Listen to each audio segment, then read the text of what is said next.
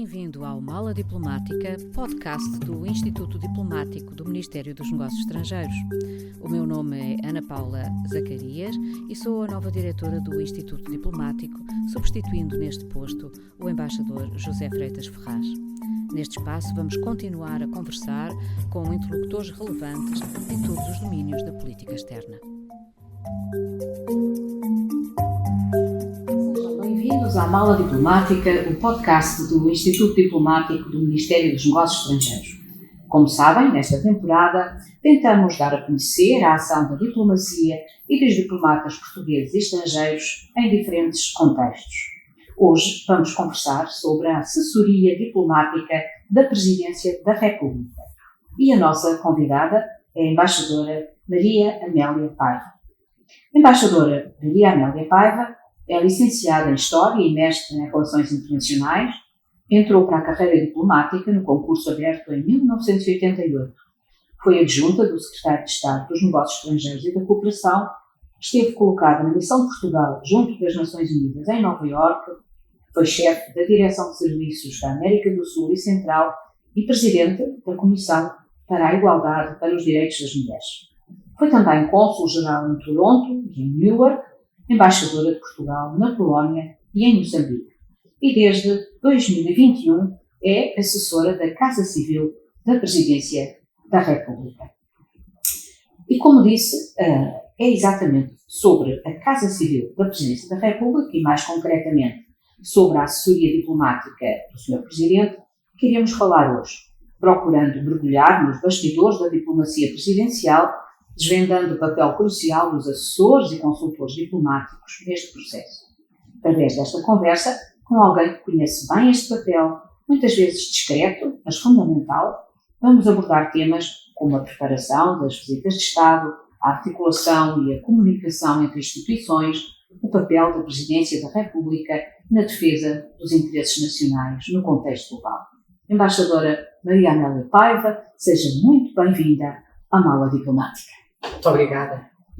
Um prazer tê-la aqui connosco hoje. Mas antes até de passar às perguntas, e sob pena de ficar um bocadinho, de falar um pouco demais, mas acho que pode ser interessante, convinha dar um pouco da história. Ou seja, tudo começa em 1934 com o presidente Oscar Carmona. É aí que surge a primeira referência à Casa Civil do Presidente da República, concebida como um organismo composto pelo Secretário-Geral da Presidência da República, pelo Diretor do Protocolo e por um adjunto do Protocolo, bem como pelo Secretário Particular do Presidente. Este Diretor do Protocolo e o seu adjunto eram muitas vezes diplomatas que vinham do Ministério dos Negócios Estrangeiros. Depois do 25 de abril de 1974, a Casa Civil é substituída por um gabinete civil constituído por um chefe de gabinete e um número de até 10 adjuntos à escolha do Presidente. Com a aprovação da Constituição de 1976 e a chegada a Belém do Presidente António Ramalho Yanes, em julho de 1976, foi necessário reajustar a orgânica dos serviços de apoio ao Presidente e voltou-se à antiga terminologia de Casa Civil do Presidente da República. Constituída agora por um chefe de gabinete, 8 assessores designados livremente pelo Presidente, bem como um conjunto de consultores, especialistas de reconhecida competência em diversas matérias, que são escolha pessoal do Presidente. Entre estes especialistas surgem assessores e consultores diplomáticos, como Fernando Reino, José Filipe Moraes Cabral, Ana Gomes, Manuel Lobo Antunes. E em 1982 passa a haver a designação específica de Assessoria de Relações Internacionais, hoje conhecida por ARI. Com algumas alterações técnicas ao longo do tempo, essa estrutura foi evoluindo para ser um verdadeiro serviço de consulta e de análise, de informação e apoio técnico aos diferentes presidentes da República até hoje, que passaram a dispor, assim, de uma assessoria diplomática, normalmente composta por 4 diplomatas, hoje 4 diplomatas e também uma técnica superior. E hoje, com a embaixadora Maria Amélia Paiva, vamos conversar exatamente sobre as tarefas desse gabinete, dessa assessoria. Maria Amélia Paiva, que chefia uma equipa que inclui 3 outros diplomatas, Carmen Silvestre, Catarina Afonso e Paulo Barcelos. Embaixadora Maria Amélia, conte-nos lá. A assessoria dá apoio ao Sr. Presidente na análise da conjuntura internacional. Qual é o papel do Presidente da República enquanto ator central e executor da política externa portuguesa e execução dos seus poderes constitucionais nesta matéria? Quais são estes poderes do Sr. Presidente da República? Bom, mais uma vez, muito obrigada.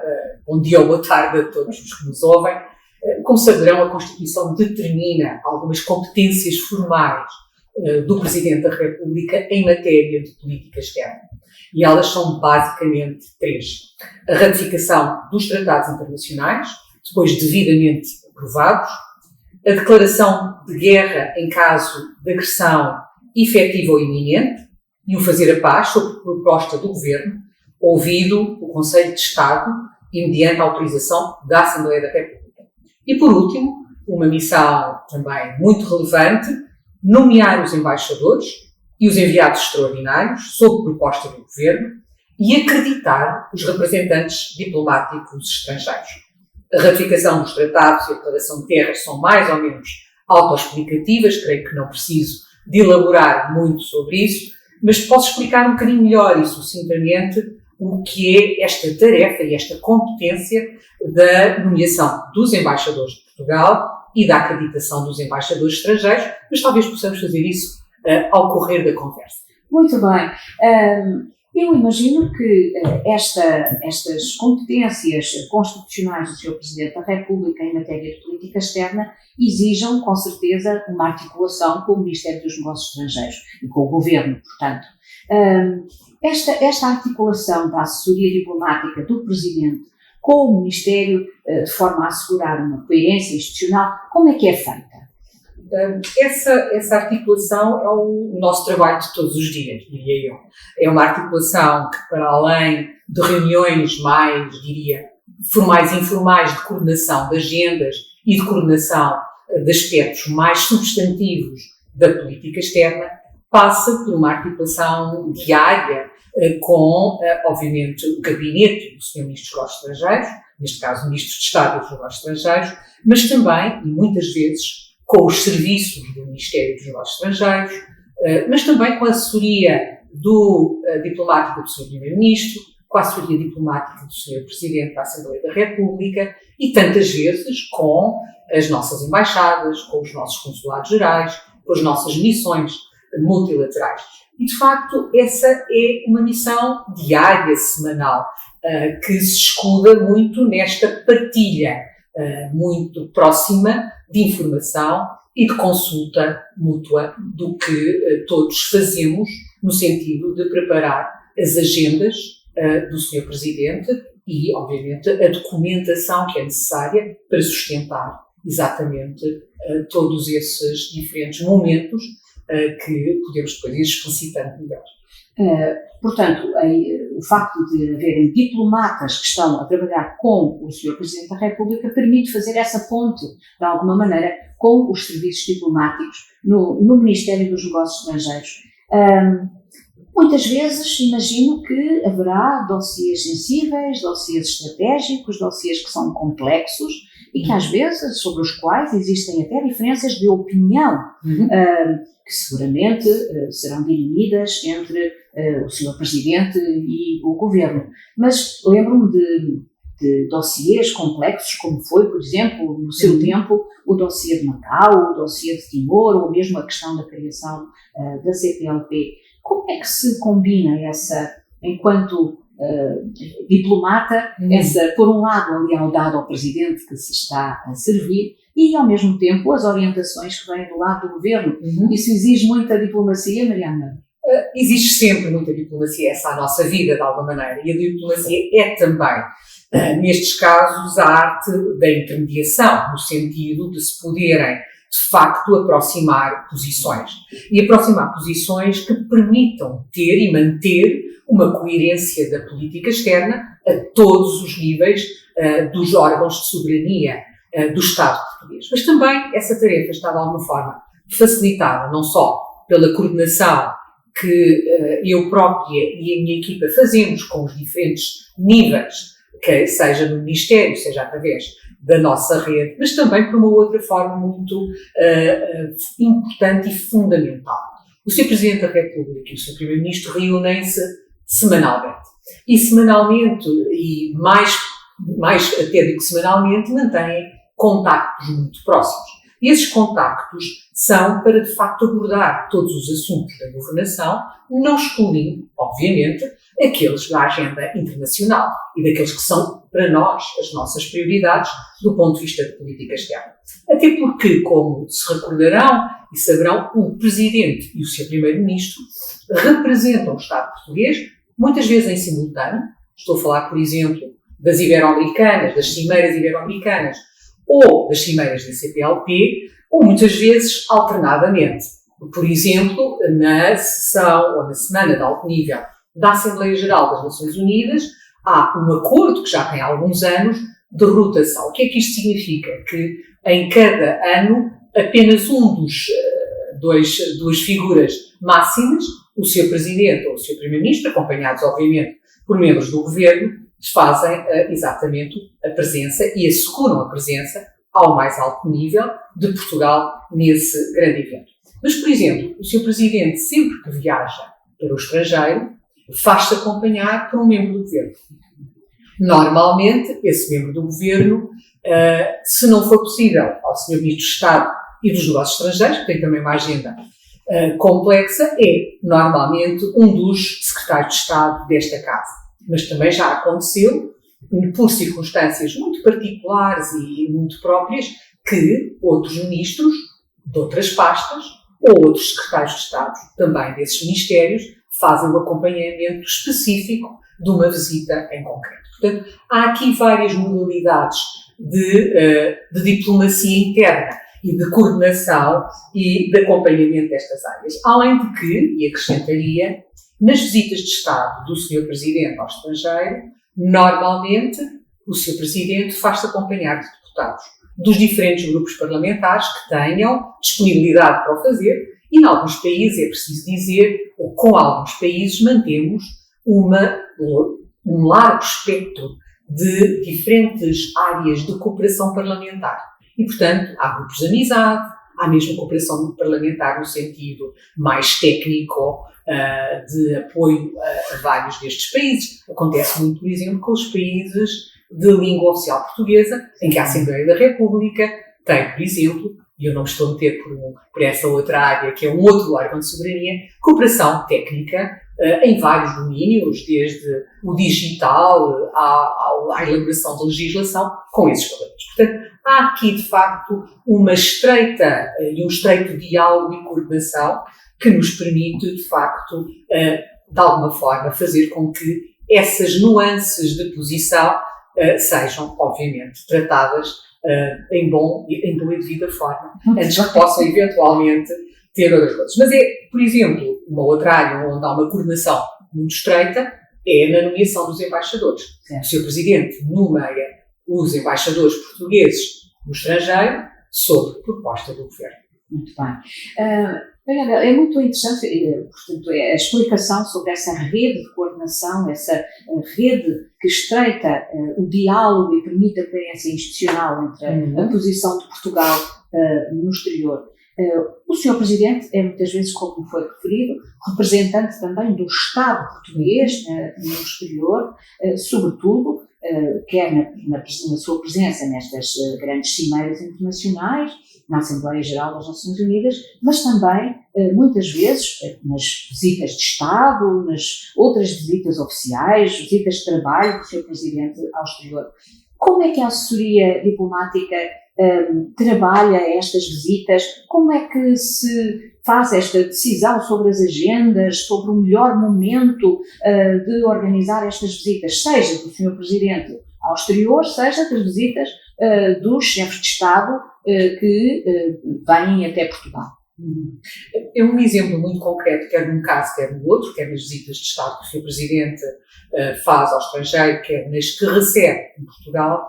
É um exemplo muito concreto da política externa, pilotada pelo Governo e, obviamente, coordenada pela Presidência. Portanto, há aqui um encontro de prioridades que é discutido, que é partilhado, que é coordenado entre os diferentes órgãos de soberania, neste caso, entre a Presidência da República e o Governo, estabelecendo quais são as prioridades que é importante privilegiar, quer na execução, quer no receber chefes de Estado em Portugal, por um conjunto de razões que são prioritários para podermos prosseguir quer a defesa dos nossos valores e das nossas prioridades, quer dos nossos interesses.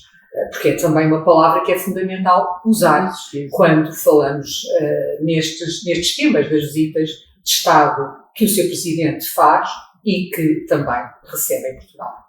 Muito bem. E a assessoria diplomática coordena, portanto, uma vez decidida a agenda, uma vez decidida a prioridade em termos de datas da concretização de uma determinada visita, a assessoria diplomática depois assegura, em conjunção, imagino, com os serviços aqui do Ministério dos Negócios Estrangeiros, nomeadamente os serviços de protocolo, a organização da visita ela própria. Não é? Exatamente, assim? E eu ainda não tinha mencionado o serviço de protocolo, falha grave minha, porque é de facto um dos nossos principais parceiros na preparação e depois na concretização da visita. São com eles que trabalhamos desde a primeira hora para definir um conjunto de aspectos de natureza mais logística-organizativa, mas que não são de sumenos importância, porque é evidente que nesse contexto muito particular de uma visita ao estrangeiro, há um conjunto de temáticas que são fundamentais, desde as movimentações da comitiva, às caravanas, à organização dos banquetes, à lista de precedências que têm que ser organizadas para não criar nenhuma suscetibilidade. Tudo isso são questões que nós tratamos em contactos muito intensos desde a primeira hora com o nosso protocolo de Estado, mas também em muito estreita ligação com os serviços do Ministério, mais para as questões substantivas, quais são as áreas prioritárias a privilegiar, quais são os instrumentos jurídicos que têm que se acelerar a sua conclusão e a sua negociação para que possam estar concluídos no momento da visita, quer na visita que se faz, quer na visita que se recebe, mas também, e não escondo que muitas vezes de grande relevância, o contacto com os nossos postos, embaixadas, consulados gerais, missões multilaterais, mas, igualmente, com as embaixadas desses países em Portugal. E não poucas vezes, na preparação destas visitas, quer quando recebemos, quer quando vamos ao estrangeiro, é muito importante manter uma articulação próxima com o embaixador ou com a embaixadora em Lisboa, que nos dão um conjunto de informações que são relevantes para preparar as visitas. Eu vou apenas referir um aspecto pode parecer de detalhe, mas a troca de presentes. Não poucas vezes contamos muito, e quase sempre, na primeira linha, com o nosso protocolo de Estado. Muitas vezes é preciso também testar sensibilidades. E aí o embaixador em Lisboa, do país que vamos visitar, é muito importante para nos ajudar a definir melhor as sensibilidades do outro lado, seja nesta matéria dos presentes, mas seja também em outras matérias importantes, como por exemplo, vamos oferecer uma recepção de retribuição. Há normalmente um banquete de Estado, nas visitas de Estado. Há um banquete de Estado oferecido pelo Estado que recebe, mas há também a tradição de haver uma recepção, um concerto oferecido pelo Estado que visita. E aí é muito importante podermos não só colher a sensibilidade do nosso embaixador, embaixadora, mas também do posto aqui em Lisboa desse mesmo país. E ajuda-nos imenso, tem-nos ajudado imenso. Muito interessante, portanto, temos nestas visitas de Estado e nas visitas oficiais que o Sr. Presidente realiza, a assessoria diplomática trabalha não só os temas de substância, que são fundamentais, mas também toda esta parte, em coordenação sempre com o Ministério, a parte da logística, atendendo também a esses aspectos muito interessantes da sensibilidade cultural, da sensibilidade, para lá da sensibilidade política, mas também a sensibilidade cultural em que reveste todas estas visitas e todos estes contactos.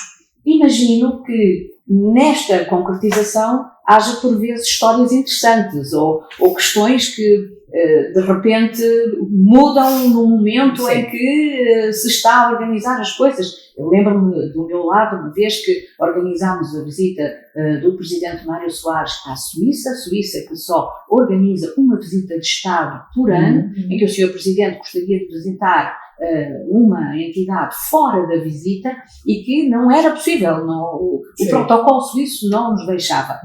Tivemos que arranjar maneira de ir à volta desta questão para que o Sr. Presidente pudesse encontrar-se com as pessoas que queria, fora do esquema da visita. Nem sempre é fácil, às vezes é um bocadinho quase missão impossível, mas é interessante ver como estas organizações têm estas particularidades, às vezes, não é? Imagino que na sua experiência de organização destas visitas tenha também histórias interessantes que possa contar-nos. Não contando nenhuma história em particular, há sempre um tema que para nós é muito relevante e para o Sr. Presidente é muito importante. E o tema é o tema das comunidades portuguesas. Porque é que eu o trago agora? Normalmente a visita de Estado começa com uma cerimónia formal, normalmente protocolarmente muito relevante, de boas-vindas ao chefe de Estado que visita. Mas o Sr. Presidente, muitas vezes, na elaboração dos programas, não é fácil encaixar uma prioridade que para o Sr. Presidente é muito importante, que ele considera que é Presidente de todos os portugueses, que é o encontro com a comunidade portuguesa. E não poucas vezes temos tido que negociar e encontrar soluções, e normalmente temos tido boa receptividade, que é fazer o encontro, organizar o encontro com a comunidade portuguesa do país que visitamos no primeiro dia da visita. Mas não é o primeiro dia da visita. O que é que eu quero dizer com isto? O primeiro dia da visita, por exemplo, é uma terça-feira. O Sr. Presidente gosta habitualmente de chegar de véspera para evitar qualquer percalço de última hora, e normalmente organizamos extra visita e formalmente, ainda fora da visita de Estado, o encontro com a comunidade portuguesa na véspera à noite. E isso só é possível fazer-se se o país que nos recebe não achar que isto é uma quebra protocolar grave. O que obriga a muita negociação. Imagino que sim, claro que sim. Muita negociação. Outro aspecto interessante, agora voltando um bocadinho à questão da substância, é que em todas essas visitas é preciso preparar, rever, elaborar os discursos, as intervenções, elaborar comunicados, até comunicados à imprensa, tudo isso relativos às visitas. Como é que é feito esse trabalho, que imagino nem sempre seja fácil, de elaborar uma base de um discurso para um Presidente da República? A base, normalmente, do discurso, e falando apenas no discurso, porque a multiplicidade de documentos que se preparam na chamada pasta de preparação da visita, que é, obviamente, um instrumento muito importante para todos nós que fazemos parte dessa organização, mas, sobretudo, ela é feita a pensar no Sr. Presidente, que possa ter ali um instrumento que o ajude a fazer, de facto, uma leitura mais aprofundada do relacionamento bilateral com esse país. O discurso normalmente é fruto não só dos elementos que recebemos do MNE, sugestões que recebemos das nossas embaixadas e dos nossos consulados gerais, e de uma pesquisa que fazemos também complementarmente nós próprios sobre temas do relacionamento bilateral, na vertente cultural muito relevante e muito importante, que o Sr. Presidente gosta sempre muito que se inclua uma referência ao que são aspectos relevantes para aquele país e para o relacionamento entre os dois, do ponto de vista da cultura, dos escritores, das figuras que foram mais relevantes nesse país e que às vezes, e em muitos casos, têm uma relação bilateral connosco, isto é, uma relação com também intelectuais portugueses ou outras situações. Mas depois é, de facto, um conjunto vasto de documentos que preparamos, discursos, tópicos de intervenção, notas de enquadramento, mensagens para os livros de honra, e tudo isso é fruto deste trabalho de equipa, que é muito centralizado na assessoria de relações internacionais, na assessoria diplomática do Sr. Presidente, mas que bebe desta informação toda que colhemos com todos estes interlocutores com quem trabalhamos muito próximo. E um instrumento fundamental que eu ainda não referi e que faz parte do nosso trabalho diário é a leitura e a seleção da telegrafia para o Sr. Presidente. O Sr. Presidente é um leitor atento, assíduo, que conhece bem as várias temáticas que estão, de facto, a merecer uma atenção e uma prioridade dos nossos postos e que segue com muita atenção aquilo que é escrito. E, portanto, nós todos os dias, para a nossa informação, mas sobretudo para a informação do Sr. Presidente, fazemos uma seleção de entre pelo menos 40 a 50 telegramas para o Sr. Presidente. Para os ouvintes que estejam, que não saibam tão bem sobre estas questões, eu esclareço que os telegramas são as comunicações internas do Ministério dos Negócios Estrangeiros entre as nossas embaixadas e consulados e aqui o Ministério em Lisboa e vice-versa, as instruções que são elaboradas a partir daqui do Ministério para toda a nossa rede diplomática. Esta terminologia antiga de telegrama é muito interessante, ficou como uma forma fácil de nos referirmos a essas comunicações, que hoje são seguramente comunicações via e-mail, seguras, obviamente. Mas é interessante então esse interesse que o Sr. Presidente tem na leitura de toda a documentação que circula, e muitas vezes são centenas de documentos por dia que são emitidos das nossas embaixadas para a sede e daqui do Ministério das Embaixadas e que, de alguma maneira, refletem toda a atualidade internacional vista através dos olhos dos nossos embaixadores. E esse contacto com a realidade internacional através dessa forma é extremamente interessante e importante. Imagino que para o Sr. Presidente, também por este papel que ele tem depois no contacto com os embaixadores estrangeiros que apresentam as suas credenciais aqui no nosso país e, como disse a Maria Amélia, também na nomeação dos nossos embaixadores que vão para o estrangeiro. Quer falarmos um bocadinho sobre essas duas facetas? São duas facetas muito importantes do trabalho do Sr. Presidente e que o Sr. Presidente atribui a maior das relevâncias.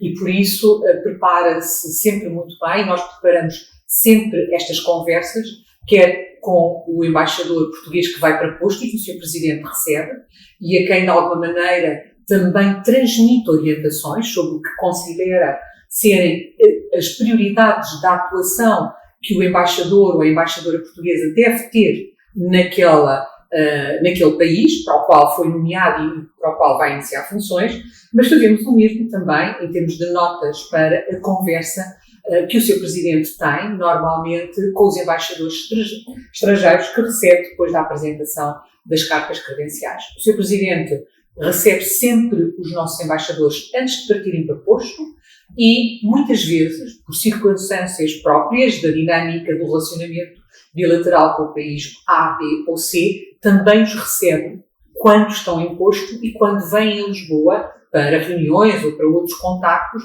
Muitas vezes o Sr. Presidente os recebe para ter uma conversa mais informativa sobre temas de relevância no relacionamento com esses países. Além disso, o Sr. Presidente recebe também anualmente todo o corpo diplomático português, sim, não é? Sim. Todos os diplomatas portugueses, os embaixadores que se reúnem aqui, sim, normalmente no seminário diplomático, no início do ano, em janeiro, e o Sr. Presidente da República recebe então todos os embaixadores portugueses a quem transmite, enfim, a sua visão do mundo naquele momento e que é sempre de grande importância e de grande relevância para todos os diplomatas portugueses. Mas o Sr. Presidente recebe também anualmente todos os diplomatas estrangeiros, normalmente, numa apresentação duas vezes, pelo menos, formalmente, pelo menos no mês de janeiro, em data que normalmente depois é definida, mas entre o início e o fim de janeiro, para a apresentação de cumprimentos de ano novo, recebe todos os embaixadores residentes e não residentes, porque, como sabemos, além dos residentes, há os que residem noutras capitais e que vêm em momentos determinados a Portugal a desenvolver a sua atividade diplomática, quer com o Ministério, quer, obviamente, com outros órgãos, enfim, da vida portuguesa, seja da vida mais e do contacto com membros do governo, mas também com outras entidades portuguesas. Portanto, recebe duas vezes, essa primeira em janeiro e recebe também, por ocasião da celebração do Dia de Portugal, de Camões e das comunidades portuguesas. Portanto, normalmente, a 9 de junho, há também um segundo momento formal de apresentação de cumprimentos. Mas o Sr. Presidente faz muito mais do que isso. Recebe para almoço ou jantar grupos regionais, o grupo das mulheres embaixadoras em Lisboa, a AUA vai muitas vezes às suas iniciativas, ainda agora no mês de março, mês da celebração do Dia Internacional das Mulheres, esteve num colóquio promovido pelo grupo das mulheres embaixadoras em Lisboa, recebe, como estava a dizer, vários grupos regionais e pelo menos 2 vezes por ano almoça, convida para almoçar para uma conversa mais aprofundada sobre temas União Europeia, os embaixadores da União Europeia no final de cada presidência semestral do Conselho Europeu. E, portanto, normalmente em junho e em dezembro recebe os embaixadores da União Europeia. Além disso, são as cartas credenciais dos embaixadores, quando eles as apresentam aqui em Portugal, são entregues numa bonita cerimónia no Palácio de Belém ao Sr. Presidente da República. Quer-nos contar um bocadinho como é que se passa essa cerimónia? O que é que isso significa? Entregar as cartas credenciais ao Presidente da República. É um momento fundamental na vida de qualquer embaixador, porque é a partir desse momento que formalmente o embaixador ou a embaixadora estão acreditados, como nós usamos a nossa na gíria, perante o chefe de Estado e perante o Estado português. Portanto, é uma cerimónia fundamental, pilotada sobretudo e organizada pelo nosso protocolo de Estado, que tem é uma cerimónia muito bonita, que começa nos Jerónimos, com uma coroa de flores no túmulo de Camões, e depois eles são acompanhados por uma guarda a cavalo, uma cerimónia única, que os deixa normalmente muitíssimo emocionados, tanto que quando voltam ao palácio por uma segunda ou uma terceira vez, não se lembram de nada. Só é o impacto da cerimónia. E que depois tem um momento formal de entrega e tem um segundo momento em que o Sr. Presidente recebe o embaixador sem companhia da sua equipa, mas que ele apresenta depois ao Sr. Presidente, acompanhado normalmente do Sr. Ministro de Estado dos Negócios Estrangeiros ou do membro do Governo dos Negócios Estrangeiros, que na impossibilidade o Sr. Ministro está presente, o Secretário-Geral do Ministério dos Negócios Estrangeiros, o chefe da Casa Civil ou quem o substitua nessas funções e eu próprio. Portanto, é um momento de uma conversa que pode ir entre os 15, 30 minutos, às vezes um pouco mais, quando a conversa também assim o justifica. E no momento final, o Sr. Presidente normalmente apresenta a sua Casa Civil e a sua Casa Militar e o embaixador apresenta a sua família, normalmente sem acompanhado ou não do cônjuge ou da cônjuge, e da sua equipa. É uma equipa normalmente restrita, uma ou 2 pessoas, mas tem esse momento, tiram a fotografia da praxe e o embaixador, a partir desse momento, está acreditado e, portanto, pode manter contactos com todos os membros do Governo, com o Sr. Primeiro-Ministro, com a Assembleia da República e, obviamente, também, a partir desse momento, desenvolver a sua atividade. Muito bem.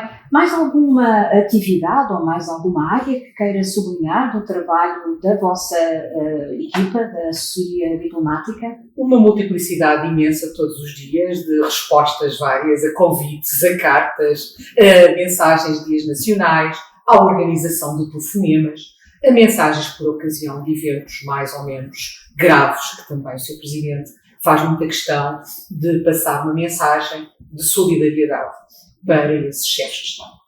É interessante esta questão do agendamento dos telefonemas. Hoje em dia isso acontece muito, nós ouvimos sempre, o Presidente falou com outro Presidente, falou com esta entidade ou aquela. Como é que se faz isso? Como é que se programa um telefonema? Às vezes é difícil, tenho que confessar, porque nem sempre as agendas dos 2 chefes de Estado permitem facilmente chegar a um momento em que os 2 podem falar um com o outro, mas fazemos-lo normalmente através de 2 canais. A nossa embaixada nesse país, o nosso embaixador ou quem o esteja a substituir, e muitas vezes a assessoria diplomática, com quem também mantenho vários contactos. E estes 2 canais normalmente permitem-nos negociar, entre aspas, um momento, uma hora, um dia em que os 2 presidentes possam falar, mas é uma atividade muito relevante também para a aproximação, para o conhecimento mútuo, para a aproximação de posições. e não poucas vezes o Sr. Presidente o faz, por um conjunto vasto de temas que muitas vezes a melhor forma de conseguir encontrar caminhos comuns é através do telefonema. Diz-se que hoje em dia, muitas vezes, os presidentes, os ministros passam por cima das suas assessorias e falam diretamente com os seus homólogos, de quem também são amigos. E esse contacto hoje muito mais informal, muito mais próximo, acha que isso muda um pouco a formalidade das relações? Qual é o impacto dessa relação muito mais pessoal, que às vezes acontece, de telefonemas entre presidentes, que se tratam às vezes por tu, porque se conhecem há muitos anos? Que impacto é que isso tem no relacionamento mais formal que é organizado através das assessorias, através do Ministério dos Negócios Estrangeiros? O impacto é completamente positivo, porque é complementar, muitas vezes, através destes telefonemas, através destes contactos de maior proximidade, é possível encontrar soluções para situações e para problemas complexos que, de outra forma, mais dificilmente seria possível fazê-lo. E por isso, apesar de às vezes a dificuldade que isso nos cria a nós, os obreiros da diplomacia mais tradicional, tem de facto aspectos muito positivos e muito complementares a toda esta outra atuação. Ela é complementar e de facto é bem-vinda e muitas vezes, não poucas vezes, nos ajuda a encontrar soluções para temas de maior sensibilidade e complexidade. É facilitador. Mas, Dona Maria Amélia, para terminar, qual o momento que mais a marcou nestes últimos quase 5 anos da sua passagem pela assessoria diplomática do Sr. Presidente da República? 4 anos e pouco, Ana Paula. Mas ainda assim, tempos muito intensos, tempos muito interessantes, de um grande privilégio. Eu no outro dia contava, eu acho que já fiz com o Sr. Presidente e não os fiz todos. O Sr. Presidente tem uma capacidade inesgotável e eu também tenho que fazer, às vezes, umas pausas, não são coincidentes com as do Sr. Presidente, mas a equipa está, obviamente, sempre presente. Eu acho que já fiz com o Sr. Presidente ao estrangeiro mais de 50 visitas. E o que posso dizer deste exercício tão fascinante e tão interessante, um enorme privilégio, uma enorme honra, foram momentos muito particulares. Eu vou só falar de 2 ou 3 que me marcaram especialmente. Em particular, as exéquias. Porque as exéquias de grandes figuras da vida internacional, desde as do Papa Bento XVI à mais recente de Jimmy Carter, passando pelas do Presidente Eduardo dos Santos ou da Rainha Isabel II, já para não mencionar a coroação do atual rei Charles, enfim, um tema tão frequente nas conversas, nomeadamente nesse nosso parceiro, nosso aliado, um dos nossos mais antigos, ou o nosso mais antigo aliado, para referir uma que me marcou especialmente, porque é muito interessante e não é tantas vezes que isso acontece, que foi o poder estar presente e assistir à tomada de posse do 3º mandato do Presidente Lula da Silva. Um marco histórico certamente muito interessante e que a mim, que acompanhei várias vezes os assuntos do nosso relacionamento bilateral com o Brasil e depois, enfim, de tantos outros elementos que me abstenho aqui de comentar, foi certamente muito interessante voltar e muito marcante poder estar presente nesse momento. Muito bem. Embaixadora Maria Amélia, foi um prazer conversar consigo. Acho que ficou muito interessante esta nossa conversa para esclarecer os nossos ouvintes sobre o que faz a assessoria diplomática do Sr. Presidente da República. Há outras assessorias diplomáticas também junto da Assembleia da República, junto do Ministério da Defesa, junto de outros ministérios. O Ministério da Economia costuma também ter alguns diplomatas para fazer assessoria. É um tema que iremos continuar a discutir aqui no nosso podcast Mala Diplomática e, de momento, quero agradecer muito a embaixadora Maria Amélia Paiva por ter estado connosco e por nos ter proporcionado esta conversa que eu espero que tenha ajudado a esclarecer os nossos ouvintes sobre o trabalho dos diplomatas para além do Ministério dos Negócios Estrangeiros. Os diplomatas estão aqui no Ministério, estão na nossa rede de embaixadas por todo o mundo, mas também têm outras tarefas adicionais e outros participam num sistema mais alargado da rede da diplomacia em Portugal e no estrangeiro. Muito obrigada, Maria Amélia. Até uma próxima oportunidade e uma boa tarde para todos. Muito obrigada, Ana Paula, e os maiores sucessos para a Mala Diplomática, e foi um enorme gosto estar convosco. Espero ter sido ajudar a desvendar um bocadinho daquilo que é a missão e as tarefas da assessoria diplomática do Sr. Presidente. Muito obrigada.